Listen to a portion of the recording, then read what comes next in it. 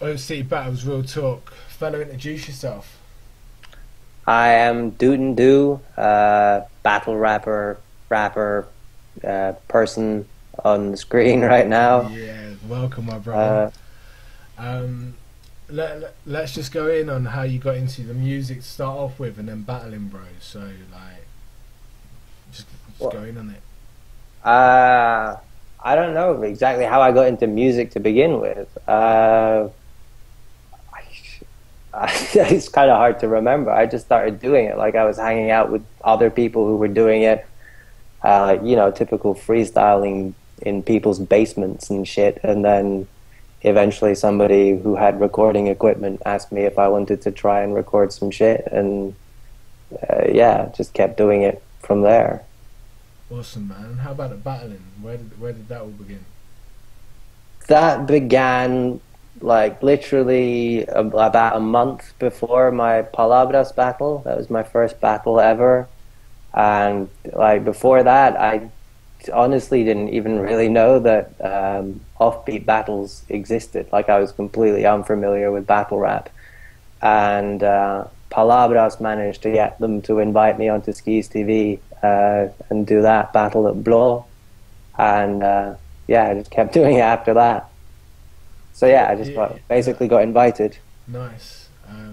Which that was how long ago? It was roughly about a year, is it? Yearish, yeah. Yeah, I think it was the 20th of August. So The yeah, event just was over a last year. year. And in this last year, you have battled on quite a few leagues and quite a Yeah, different amount of leagues, bro. I get around.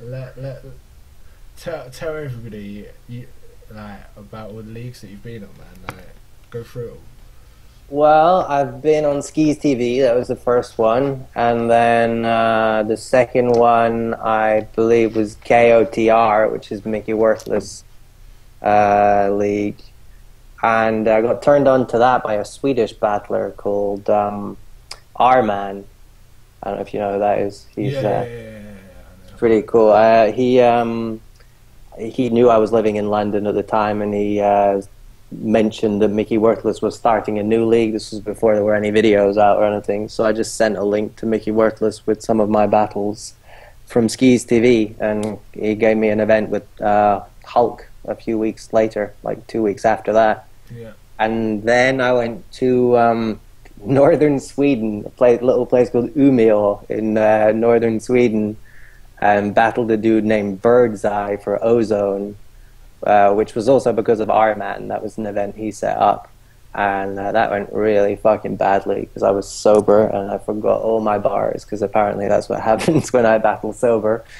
And then Don't Flop a week after that. Yeah, that's it. That's all the leagues, isn't it? It's Yeah. Skis, KOTR, Ozone, and Don't Flop. Yeah. Oh, and now Oil City Battles, And obviously. we got the OCB event coming up, which we'll go into. But let's go in on that Don't Flop tryout, man, because like I've spoken about it before on other shows. Like I'm not gonna lie, if you check out, I think it's the Tony D and Louis Chino show that I've done before, bro. I go in on that, I and it haven't may seen have that. been Flexes as well. Not Flexes, Mr. 13. So I go in on that saying like the Bournemouth crowd really didn't like you, but they didn't like anyone that wasn't from Bournemouth either. Like the other guy was from Bournemouth, wasn't he? Yeah, I Like he think that he didn't was like like it. one of the main people in charge of setting up the event. Like he does events at that venue fucking every week it looks like from his Facebook. And I think he did the editing and shit for the videos as well. So he was like majorly involved in the whole event. And I don't want to complain too much about it, but I am going to say that like we were the first battle of that night. Like the very first thing that happened was that battle, and as soon as we were done, like at least a third of the crowd just fucking left. They were literally only there to watch that one battle. So they were obviously all his friends. So there was a biased crowd. That being said, my bars were not that fucking great at that battle. Like, regardless of the crowd, it wasn't a good performance from me. I'm not gonna sit and bitch and act like I deserved a win when I don't think I did. I really don't. Okay, bro. Okay, that's fair dues, man. Fair dues. Um, so let's go into the events that are coming up. Like, let's start with the Don't Flop Manchester versus London event. All right. And like, I just basically want your opinions on why, sort of thing. If you get what I mean. So the first match of the bottom of the flyer is Take Note Talks versus Tally. Any opinions? Any thoughts? No, not really. Like, I don't really. I've never watched. What was it? Techno Talks. Take Note Talks. Yeah, I've never seen a battle with him. I've seen Tally, but I'm not gonna call a battle when I only know one of the battlers. Tally's dope, but maybe Take No Talks is insane. I have no idea. Okay. Sean O'Mac, Big J. Again, just Big J. I've seen a lot of Big J. He's really fucking funny, man. He's got that thing that I think most battlers should have, that seems to get sort of frowned upon in the UK, which is performance and sort of comedy, and not just bars. It doesn't have to just be bars all the fucking time. He's got a comedic attitude and performance. I fucking love his style. So I'll give it to him just based off of that and not knowing who the other fucking guy is. Briggsy versus Bamalam. I've only recently watched a few battles with Briggsy. I saw him battle Yunnan. That's right? He battled Yunnan, didn't he? Yeah, I believe so. Yeah. Bamalam's pretty dope. He's got an interesting, somewhat intelligent style. I'd probably call it for him. I think I've seen more of his battles, but I think he's a little bit better, sort of just overall quality wise. Okay. Raptor versus Villain. Well, I'm definitely going to call that for Villain, because I'm going to battle against Raptor, and I just want to fucking slag him off every chance I can. Okay, but bro. no, I don't know. I actually think Villain will win that. I think I saw they did a pre-battle conference thing, and they were both there talking shit about each other, and Villain definitely seemed to be very confident that he was going to step up from anything he'd done before, that it was going to be sort of his best performance ever. And if that's true, then I think his best performance ever is better than Raptor's best performance ever. So, just off of that, I'm going to probably say for him. But, I mean, Raptor's pretty dope, and he understands the English audience really well, so, it could go either way. Okay. Shotty Horror versus Tony D. Now, this is the UK Titan match, not title match, but Titan match, innit? You know what I mean? You think Battle Rap UK, you think Tony D and Shotty Horror instantly. Yeah. What's your thoughts on it, man? Come on. Well, I don't know. That one's hard to say. Like, I think it's going to be a fucking amazing battle. So like fucking everybody who watches it wins. But I think Shotty Horror is gonna have like a massive advantage, because people have been so like waiting for him to come back for so long. He's been gone for fucking ever, and I think he's just gonna get massive reactions from every word he says. Like, people are just gonna overreact intensely just from the sheer anticipation of him actually coming back. So I think he might have an advantage there. But I don't know. Tony D's a big fucking favorite as well, and he knows his audience. Is it in Manny, or is it it's in Manny? It's in Manny. Again, so he's got the home court advantage. Sure, he's got the home court advantage. He's got the home court, but to be honest though, it is like you say though. There isn't really no home court advantage in this. Like, I know Shotty is the guy that's battling in his hometown, but Tony D is the Don't Flop champion. Yeah, but Shotty Horror is an international battle rap fucking legend. Like, genuinely all around the world. Like, Tony D is the champ at the moment. But, like, has he been to world domination yet? I haven't seen that. I might be wrong, has he? He has gone to World Dom, to be fair, but we don't talk about it. Let's put it that way. Oh, did it go badly? Is it? You could just look it up. I don't.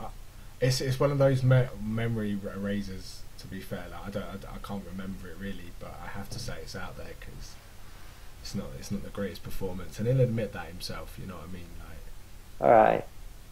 Well, let's put it this way, right? Tony D's lost 2 battles, and in those 2 battles, yeah, and he's even said it himself in the conference. If he spits 3 rounds, he doesn't lose a battle. Is what he Yeah, I said, saw him yeah? say that. What did he Okay. mean that if I don't choke, win? I'll read between the bars style, do it for you. He's lost 2 battles, and those 2 battles he choked. All Basically, right. one was versus him in the Times Change tournament, and the second was versus Real Deal in a World Domination KOTD event in Canada. Yeah, this Shotty Horror doesn't choke though, does he? I haven't seen it. I No. haven't got video Well, proof. I've seen it. I think this is most people in the UK haven't seen this that I've talked to, but it's Shotty Horror versus I think it's Pat Stay. And the reason most people in England haven't seen it is because it's in Sweden. It's on either Ozone or Base Mentality. I believe it was Base Mentality, to be fair. And Shotty forgets fucking all of his bars and just freestyles through the entire fucking battle and puts on a memorable performance anyway. But like that's something that's just in a fucking league of its own. Tony D can't do that, and the fact that he's no, choked. bro. Like, I'm sorry. I'm disagreeing with you on that. Tony D can freestyle with the best of them. Well, why did he choke then? Well, because no, I can't give you the exact reasons why he choked in those 2 battles, but these are 2 battles at the very start of his shit, man. Like we're not talking in the like. Obviously, since the title match that he beat O'Shea in and onwards, it hasn't shown any weakness. You know what I mean? But these were battles leading up to that. You get what I mean? Like that's when he was well, it's not learning the trade, but like you know what I mean? I don't know. I don't want to seem like I'm on Tony D's dick, but the guy's the ledge, let's be honest. So let's move on to Chaos, man. Look, Okay. because you're the first guy that I can honestly say knows pretty much everyone on the event because of the Norwegian side and the English side, you know? Yeah. So we're going to start of what is the bottom of the flyer that's announced right now. We got... I'm gonna say it wrong. Reza. I can't say it in a Norwegian way that it's said. It's like, but it's Reza. that's it. It's his surname. Gonna be Reza to me, like on all the shows versus Briggsy. Yeah, like I said, like I just saw Briggsy earlier today for the first time. I've seen Reza a lot. Like he battles at almost every event. At least he has since I've been in skis. Okay. I don't know, man. I'm gonna call that for. I think Briggsy's probably gonna win. Reza's gonna change languages. He usually raps in Norwegian. I've never heard him even speak English. I don't know how well he can write in English. I think at least his vocabulary is going to be inhibiting for him. The same for every Norwegian battler at that event. You're just going to have sort of a much more limited vocabulary. Rez has been he's got a few pretty, like I watched one the other day, which is his battle against Drift, who's one of the favorites at Skis TV. And he beat Drift, and his performance there is fucking really, really good. He's got like a lot of really clever, funny, just really introspective bars. And sometimes he's really fucking bad. So like, you know, he can do very well, and he can do really shit. So it's hard to predict what's going to come out of him when he's also changing his language. It depends on how well he reads the audience and like how well he predicts what the audience is going to think is funny and think is good, rather than, you know, coming out with shit bars and thinking they're dope. Okay. Which is something we all do from time to time. It's a learning curve for everyone, bro.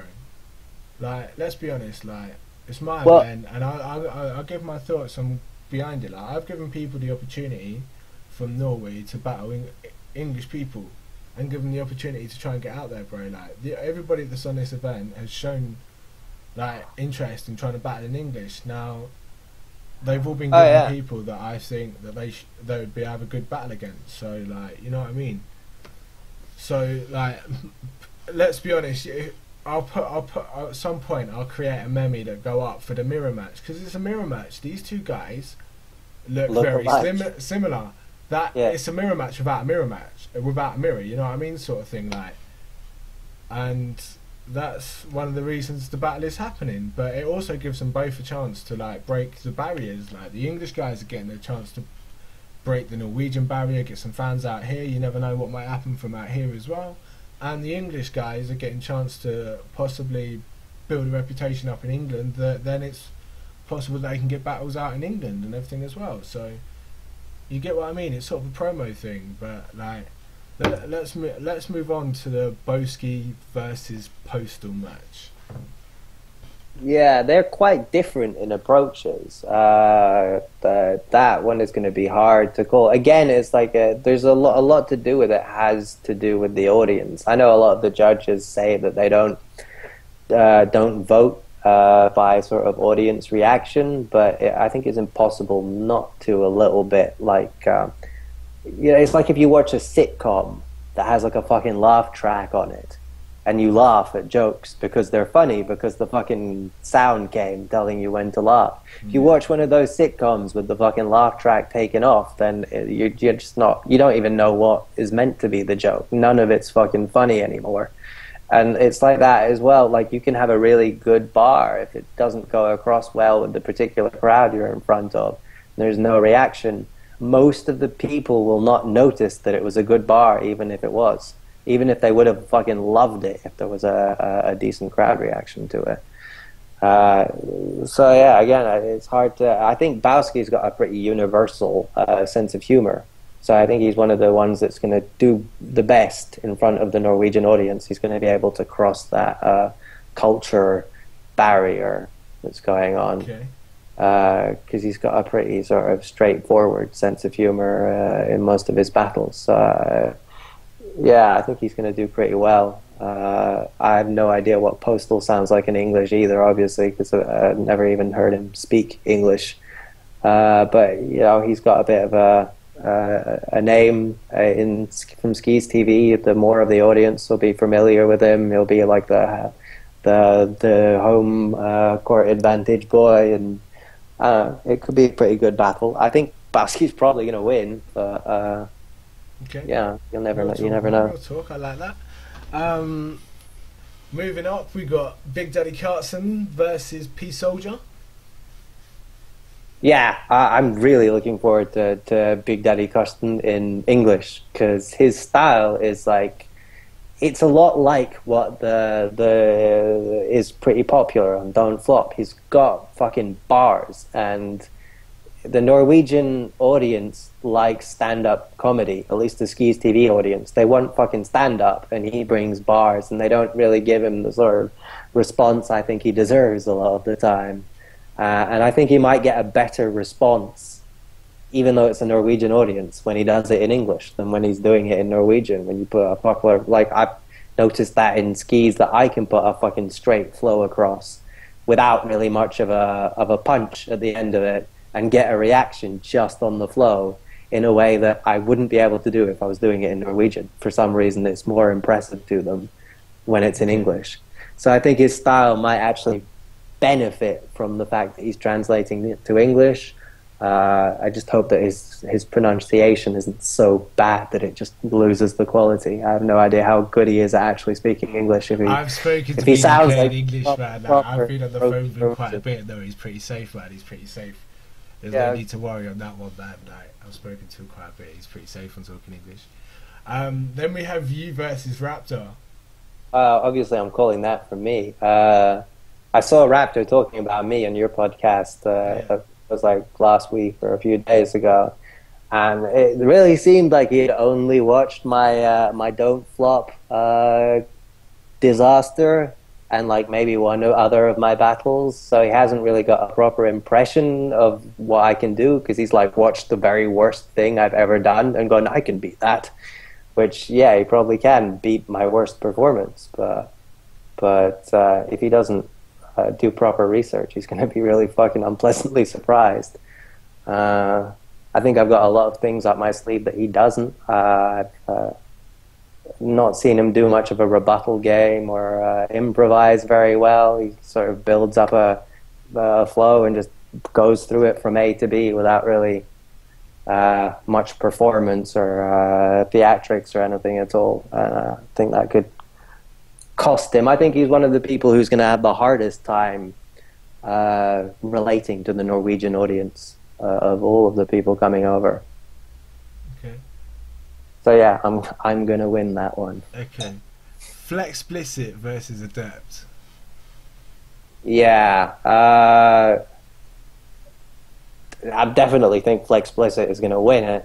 Adept is another guy who doesn't really rebuttal or improvise at all. Like when he, I think I've seen him try it a few times, and he always chokes and loses his place if he tries it. I don't know, Flex is just more straightforward, and sort of his bars are just better, I think. Adept has quite a unique style, and it goes across pretty well in Norway, but yeah, I don't think he's going to be able to actually beat Flex with it. Okay, cool.